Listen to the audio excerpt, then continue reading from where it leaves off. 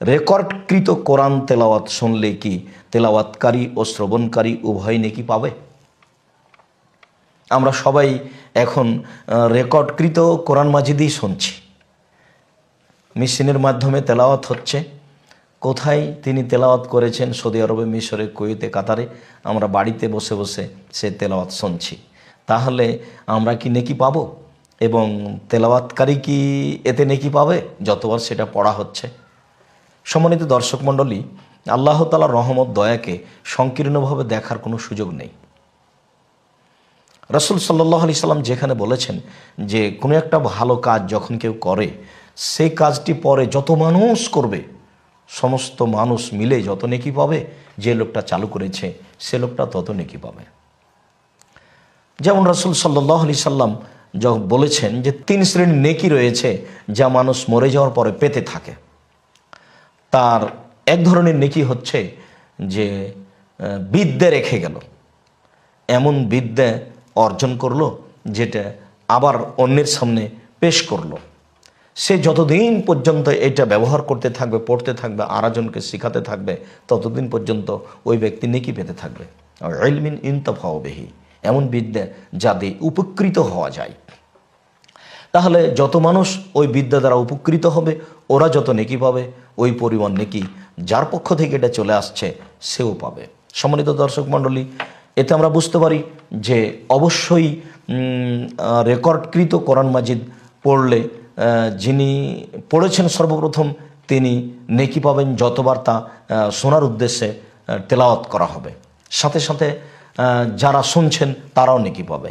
আল্লাহ তাআলা বলছেন, ওয়াইদা কুরিআল কোরআনু ফাসতামিউ লাহু ওয়া আনসিতু লাআল্লাকুম তুরহামুন।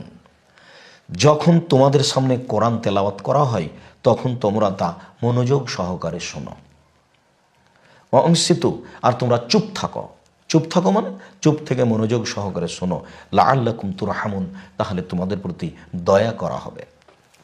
সম্মানিত দর্শক মণ্ডলী, অত্র সূরা আরাফের 204 নম্বর আয়াতে আল্লাহ তাআলা বললেন যে তোমরা কোরআন মাজিদ মনোযোগ সহকারে শোনো, তাহলে তোমাদের প্রতি দয়া করা হবে। আমরা পৃথিবীর যেখানে, যেই স্থানে, যে কোনো মাধ্যমে কোরআন তেলাওয়াত শুনব, আমরা তখন আল্লাহর পক্ষ থেকে দয়া পাবো, এ কথাই ঠিক। মাধ্যম যেটাই হোক, যেহেতু রাসূল সাল্লাল্লাহু আলাইহি সাল্লাম শোনার কথা বললেন এবং মনোযোগ দিয়ে শোনার কথা বললেন, মাধ্যম কি তা উল্লেখ করলেন না।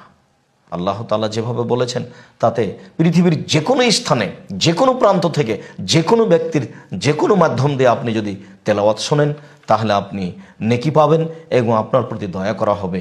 সাথে সাথে রাসূল সাল্লাল্লাহু আলাইহি সাল্লাম এভাবে বলেছেন। আব্দুল্লাহ ইবনে মাসউদ রাদিয়াল্লাহু তাআলা আনহু বলেন, রাসূল সাল্লাল্লাহু আলাইহি সাল্লাম বলেছেন, মান কারা হারফান মিন কিতাবিল্লাহ ফালাহু বিহি হাসানাতুন। কেউ যদি কোরআন মাজিদের একটি হরফ অক্ষর পড়ে তাহলে তার নেকি রয়েছে। আল হাসানাতু বিআশরি আমসালিহা, আর নেকি বলতে 1 বলতে 10। আল্লাহ তাআলা ফেরেশতাকে এইভাবে বলে রেখেছেন, তারা এইভাবেই মানুষের কর্ম লিখে থাকেন। বিশেষভাবে যখনই মানুষ 1 নেকি করে তখন ফেরেশতাগণ ওই 1কে 10 করে লিখেন। রাসূল সাল্লাল্লাহু আলাইহি সাল্লাম আরও বলেন, লা কুলু আলিফ লাম মিম হারফুন। আমি বলি না যে আলিফ লাম মিম এই 3টা মিলে একটা হরফ, বরং আমি বলছি আলিফুন হারফুন। আলিফ একটি হারফ অক্ষর, ও লামুন হারফুন, লাম একটি হারফ অক্ষর, ও মিমুন হারফুন, মিম একটি হারফ অক্ষর। সম্মানিত দর্শক মণ্ডলী, আমরা এখানে বুঝতে পারছি যে আলিফ লাম মিম এই 3টে হারফ পড়লে 30 নেকি পাবো। তো ঠিক তেলাওয়াতকারী যেভাবে নেকি পাবে, শ্রবণকারীও সেভাবে নেকি পাবে। আর এ কারণেই আল্লাহ তাআলা বলেছেন তার প্রতি দয়া করা হবে।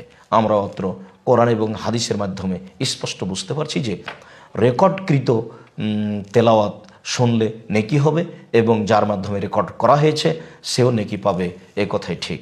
আল্লাহ আমাদেরকে এইভাবে আমল করার তৌফিক দান করুক। আল্লাহুম্মা আমিন। আল্লাহু আ'লাম বিস-সাওয়াব ওয়া সাল্লাল্লাহু আলা নবী ওয়া সাল্লাম। আসসালামু আলাইকুম।